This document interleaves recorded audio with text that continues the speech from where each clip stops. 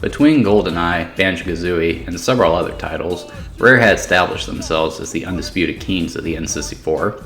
However, while fans were happy with their output, there was one franchise they had put on the map that had yet to see a release on the N64, or more accurately, one they had helped put back on the map. The Donkey Kong series was what established Nintendo's foothold on the North American gaming market, paving the way for the release of the NES despite the collapsed market circa 1983. However, Nintendo would leave DK behind as his former rival, Mario, took over as Nintendo's flagship franchise. It wouldn't be until Rare became a second-party developer and found DK on a list of lesser franchises they were allowed to use that he would make a comeback. Donkey Kong Country ended up being a significant game for the SNES.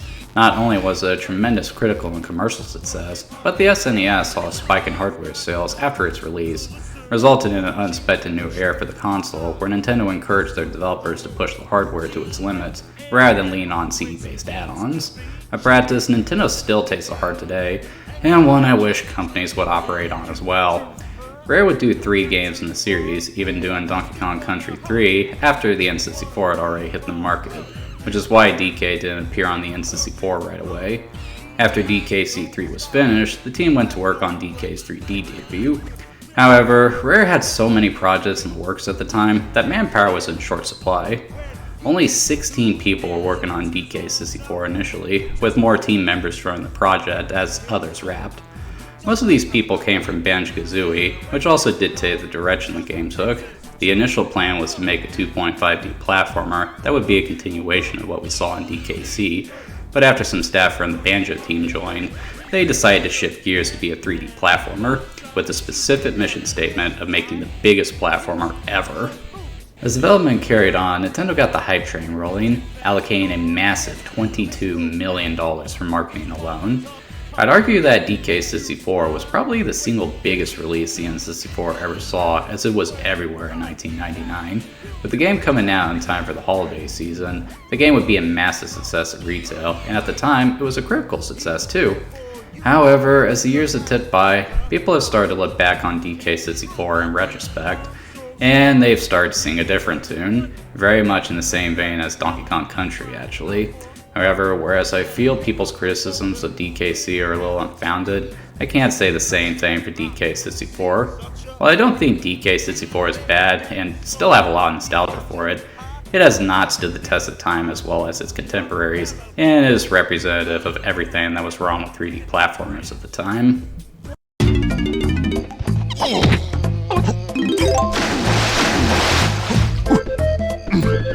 In DK64, King K. Rool and the Kremlins have returned, and this time they're out for blood.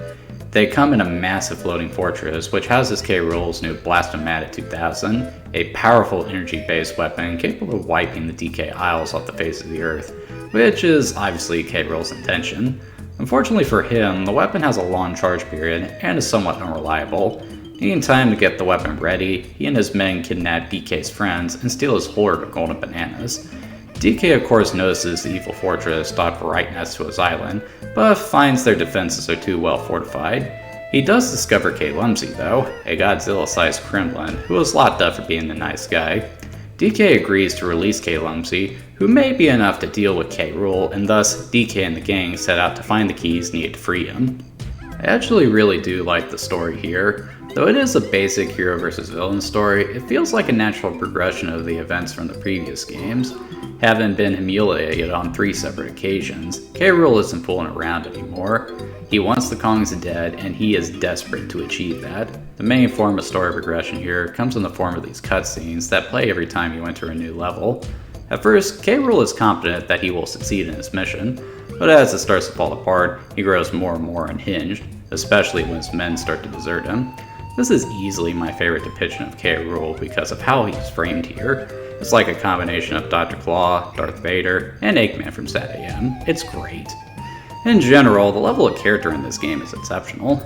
Though DK64 relies less on dialogue than Banjo-Kazooie, the game still achieves some great characterization through the portrayal of the Kongs. I can tell you who these characters are based on how they move and how they act, which is remarkable for this era of gaming. This is mostly due to the exceptional presentation. The character models are unbelievably well crafted and very well animated. The levels are unfathomably huge and desperately themed, and the visual effects are just stunning, with some slick as hell lighting and gorgeous particle effects. All this was possible due to the N64's expansion pack, which beefs up the console's RAM, allowing for higher fidelity graphics and sound. I've actually covered a few games that use the expansion pack optionally, but DK64 is one of only 2 games that require the expansion pack. That might be a problem for some, but you'd be hard pressed to find an N64 these days that doesn't have the expansion pack. I've been collecting for the console for over a decade now, and I don't think I've ever seen a standard N64 RAM pack. The sound design is great as well. The music was composed by Grant Kirkhope, so it sounds more akin to Banjo-Kazooie than it does DKC, but it still has its own flavor with a generally darker vibe, effectively giving each level a great atmosphere. Love the sound effects especially. It's satisfying to beat up bad guys, and blowing stuff up is so crunchy. It all comes together to create what is easily the most graphically impressive game on the N64. The only reason I don't mark this as the peak of what the N64 can do is because it requires additional hardware to run, and yet, despite that fact, it still has some performance issues here and there.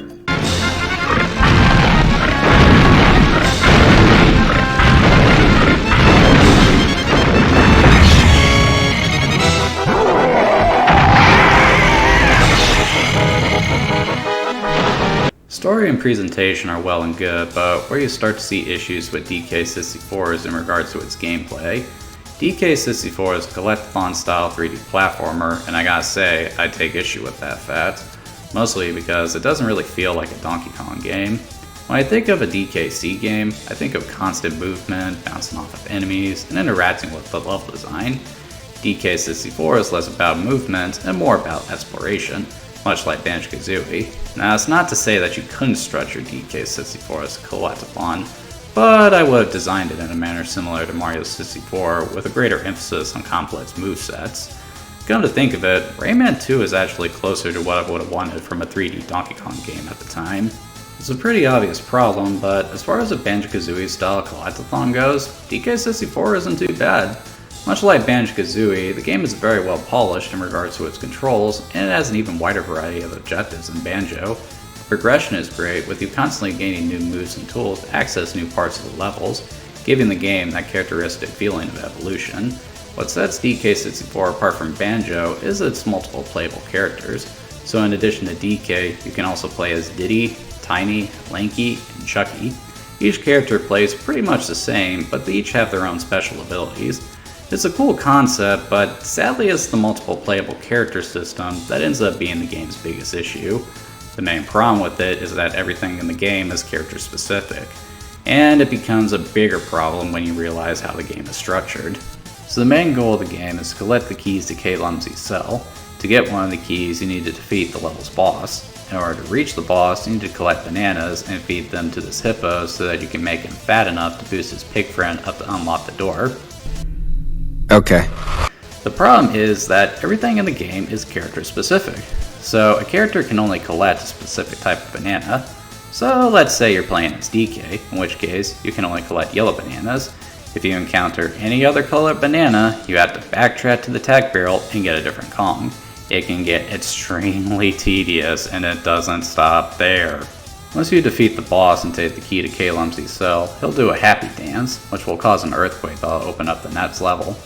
However, a character named B. Locker will be guarding the portal and won't let you pass until you collect a set number of golden bananas, which are basically the game's equivalent to Power Stars. The golden bananas are also character specific, with there being 5 for each character to obtain in each level. The golden bananas, I would say, are far less of a hassle to collect, and really, the game doesn't ask you to collect a great deal of them to proceed. In fact, as I was playing the game, I mostly rated the first 3 levels of the game, and that was enough to make it to the end. So you do have a great deal of freedom when choosing what golden bananas to collect. Really, collecting the golden bananas isn't the problem. In fact, if that was the main thing to collect in the game, then it would be fine. But because you have to scour the level for standard bananas, the game is tedious, and it only gets worse as the game goes on. But first, it's not that bad. The first 3 levels of the game are actually pretty well designed, and since the banana quotas are so low, there isn't much backtracking required. In fact, the character-specific collectibles are a bit helpful as they indicate what Kong you should have when you head a certain direction. Then you get to Gloomy Galleon and the level design falls apart. It's big, wide open, and that creates problems due to the game's trouble with draw distances. You have to be a certain distance away from the bananas in order to see them, and given the distances here, it's hard to spot what you need. This is something that continues through Fungi Forest and Crystal Caves. At this point, the game just gets tiring to play, which is never good in my book. It's one thing for a game to be bad, but it's another thing for it to be boring, and that's very much the case here. And then, there is the end game. So you get the first 7 keys, which leaves only 1 left. However, the last level operates on a different set of rules, as K. Rool is ready to open fire on the island. Thankfully, early on in the game, you meet Snipe, the creator of the Bladeslinger, who can buy you time to shut the machine down. The catch is that in order to gain time, you have to collect Snipe's blueprints, of which there are 5 in each level. The more blueprints you find, the more time Snipe will be able to buy you. Now I put forth the bare minimum effort here, so I didn't collect every blueprint, but what I did collect was enough. You only need about 15 or 20 minutes to deal with the Blastomatic, but I can imagine that if you didn't bother, you might have a problem when you get to this point. And yet, it still doesn't stop there. Once you deal with the Blastomatic, you'd think you'd then battle K. Rool and call it a day. However, K. Rool instead decides to turn tail and run, leaving the key behind a locked door. In order to open the door, you need to obtain the N64 and rare coins. How do you get the coins? You gotta collect 15 banana medals, which you get when you collect 75 bananas in a level. This will then unlock Jetpack, Rare's first game on the ZX Spectrum. Beat Cranky's high score, and you get the rare coin. To get the N64 coin, you have to find the Donkey Kong arcade machine in Frantic Factory, beat the game, and then do it again to get the N64 coin. It is padding in a game that is already longer than it needs to be, and after all that work, you would expect a final battle like this.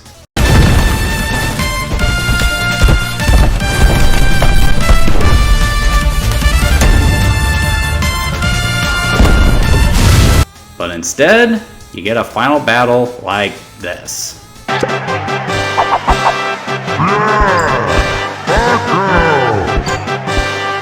What was once a threatening villain becomes a complete joke. I've often said that I would much rather play a game that doesn't stick the landing versus one that botches the dismount. However, DK64's overall progression is sort of like this.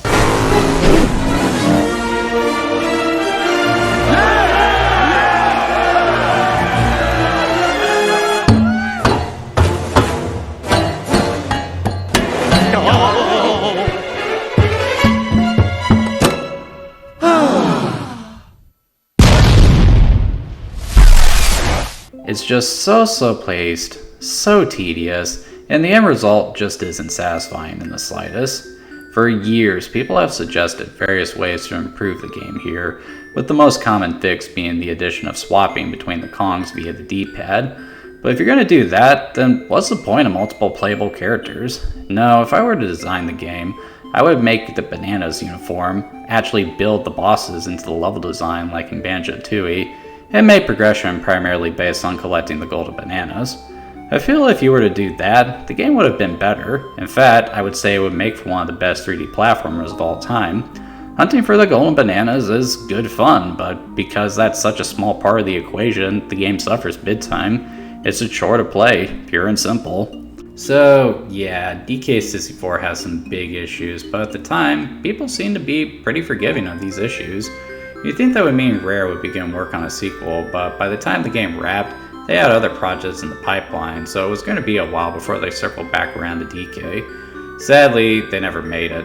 Not too long after Nintendo rolled out the GameCube, Rare would be bought out by Microsoft, so Rare had to move production to the Xbox, and they couldn't take DK with them, though they did return to port DKC to the Game Boy Advance. Without Shepard, DK would mostly be relegated to some oddball experimental titles of varying quality. That is until Retro Studios brought the series back with Donkey Kong Country Returns.